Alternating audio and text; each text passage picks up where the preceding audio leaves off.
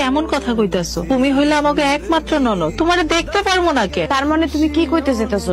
আমার সেমাই খাইতে মন চাইতেছে, দুধ নাই, হ্যাঁ আমি যাই মোল্লাবাড়ি দুধ আনতে। ঠিক আছে, আমার তো খাইতে মন চাইতেছে, আমি যাই। এই তো, তুই এক পকেট থেকে নামবি না। দুধ আইনা সেমাই পাকায় তাড়াতাড়ি নিয়ে এসে আমার মাইয়ারে দাও। আর শুনো, সেমাই রান্না শেষ হলে আমার লেগে একটু কলিজা ভুনা করো। আবার সত্তর করে মরিচ বেশি দিও না, চালটা কমাই দিও। তুই কি মানুষ নাকি আর কিছু? তোমার কি মনে হয়? আমার তো মনে হয় তুই একটা জানোয়ার। আমি শুধু জানোয়ার হই, তুমি হলো বড় জানোয়ার, কারণ তুমি আমার জন্ম দিছো না।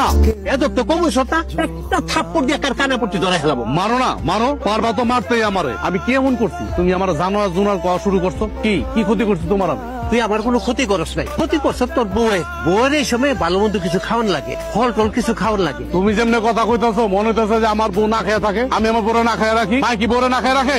বড় ভাইয়ের বড় না খেয়ে রাখে না, আমার বড় না খেয়ে রাখে না। তুমি কেমন বাপ, কেমন বাপ? তুমি তোমার নিজের মাইয়ার নামে আবিজাবি কইতাছো, তাও আবার আমার কাছে, তার ভাইয়ের কাছে।